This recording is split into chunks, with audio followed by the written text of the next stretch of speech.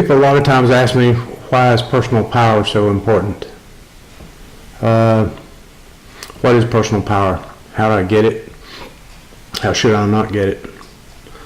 Look at personal power as like life force energy, being a small piece of your soul. And there's two ways to get personal power.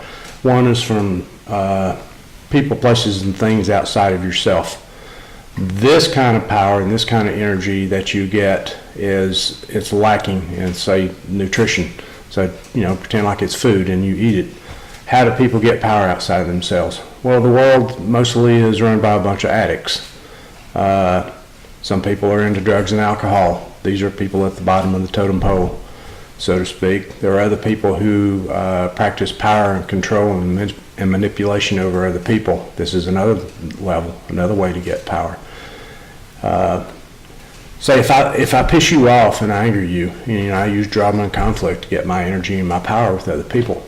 If I can make you think about me all the time and you stay angry at me, you're taking bits and pieces of your personal power, your energy, you're putting it on a silver platter and you're handing it to me. Another way people will get power outside of themselves would be some people will become addicted to sex, or we all know people that go out and they get several lovers and they can't seem to find one person and be satisfied. And what this is they're putting the hook in several different people. Your really good looking people will do this a lot. It's just easy. They don't know any better. But they'll have several different lovers, and you'll notice when one of them gets ready to walk away or take off and go somewhere else, then they'll get angry and they'll go back and spend some more time on them. Well, we all know people like this. Other people, they get power outside themselves through having things, through money, through prestige.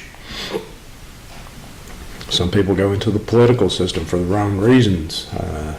Some people become doctors. It's not a calling in their heart, so they're not a real doctor. They're just there for the money. A person who gets power in a good way, well, this is a person who makes an inward journey of self-discovery, and they develop a relationship with the God of their understanding, higher power, whatever you want to call it. They open up channels. And who was it? Frank Fool's Crow said, you want to bring in power and heal the people, you want to help people with all sorts of their ills, then you become the hollow bone. And basically what this is you work on doing your personal work, which is working on your hatreds, your resentments, your fears, character defects, shortcomings, making amends to people that you've harmed, or trying to settle things with people that have harmed you. If you have anything in here in your gut that is holding you back, and you feel it is holding you back, then you have inner conflict in you. And more than likely, in one way or another, you get your power from outside of self. And this is one of the reasons I like doing ceremony. Through ceremony, it breaks down the ego. You get tired, you get wore out. It's a way that we take and we shove the ego to the side. We get what I call numb brain, where you shut off all that chatter in between your ears. You're no longer working on the grocery list of who did I please, who have I pissed off, what do I need to do to get these people to like me. This is just the grocery list. And as long as you're rattling off that stuff inside your head, your higher power, your guardians, your guides, whatever you want to call it, they can't bring you the answers that you seek. That's why we try our best in my circle to sort of have that numb brain feeling where all that stuff quietens down. Another friend of mine calls it the monkey brain. And he's quite literally serious. It is the animal part of our brain that goes through all this incessant chatter that never ends, and that's what we have to quieten down.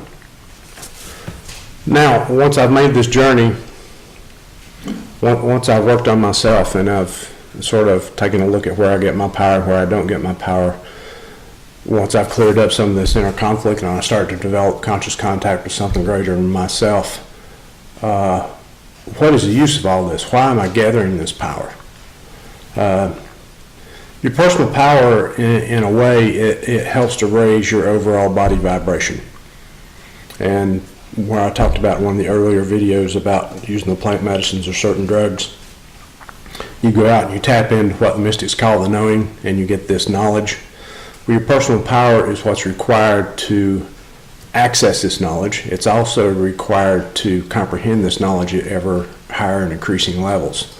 This is why you want to make that journey, why you want to collect your power. You want to make sure that you're not getting power from outside of yourself, which is very poor nutritionally for your spirit. You want to develop that relationship starting from the inside out with something greater than yourself. And it doesn't matter what you call it. I mean, I've got people who come up here to my sweat lodge and they're so pissed off they can't handle God. I've got a couple of guys praying to the great pumpkin, and the other one, his higher power is the almighty telephone pole down on the corner there that he wrecked his car on. You know, something greater than himself. You know, God, creator, I don't think cares as long as you just start somewhere. There's another important reason for gathering personal power, and it's something that will happen to you as you do your work, pretty much later on, not at first. As you do your work, as you gather your power, you're going to find out that you have these feelings and emotions coming up to you. Some people work on Kundalini Yoga or bringing up the Kundalini. This will also bring this stuff up too. You'll notice that a smell will happen or come across and you're meditating, and along with that smell will come this memory or a feeling of something from your past. These are things you need to work on. These are things that are related to the inner blocks that you carry with you. Gathering power will bring this stuff up. Working on the Kundalini energies will bring this stuff up in you. Doing your personal work, as you're working, if you do 12-step work like I do and you work with a sponsor, you're going to have these feelings and emotions come up. All these things need to be worked on and gotten out of the way. There's another benefit to all this beyond that. You've got a lot of guardians and guides on the other side. My father died in the year 2000, and my ex-wife and I have talked to both my father and my mother hundreds of times. We actually hear voices now of people. For you to be disconnected from your ancestors and not have any guidance from them, for us to have that cut off would be like you poking our eyes out. It would be like becoming blind, losing one of our senses. This is one of the things that is the reason why you need to work on your personal power and stuff, is to develop conscious contact with something greater than yourself. And that includes your ancestors or your guardians and your guides. We all have them. And because of our belief systems and how we were raised, our communication, because we're in duality consciousness and our two-way radio is broken, we send out these signals, but we don't receive very well. And this is one of the benefits of doing all that personal work. You want clarity, you want vision, you want understanding. They're out there all the time. Their hand is out. They're trying, they're begging and pleading for us to do this work so that they can help give us the guidance we seek. They want to see this world wake up. They want to see it become a Garden of Eden. And I'll tell you a secret about the Garden of Eden in that story in the Bible. The Garden of Eden, it wasn't a place on the earth. It was the whole earth. And it's us and what we have on the inside of us. The earth, she reflects back at us who and what we are. If we just change what's inside of us, she'll reflect it back. All this stuff that we want, it's ours, but we have to do it the way Spirit wants us to, not the way our egos want us to. Not everybody can feel energies, but as far as personal power is concerned, there's a little exercise that I have people do sometimes.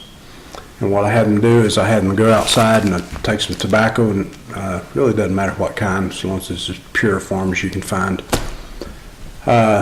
Tobacco is like paper to the spirits and to your higher self and stuff. And your heart and intent and the words that you speak is like ink on that paper. So take your heart and intent, some tobacco, go outside and tell the spirits that you want to feel this energy, and ask them to set it up for you, for it to happen in the next few days. Then what you do after you place that tobacco in some place that you would consider sacred, just, someplace outside, you can put it in a prayer tie if you want to, or just lay it on a rock. It doesn't matter. Wherever you put it, that's sacred, okay? Don't make a big deal out of it.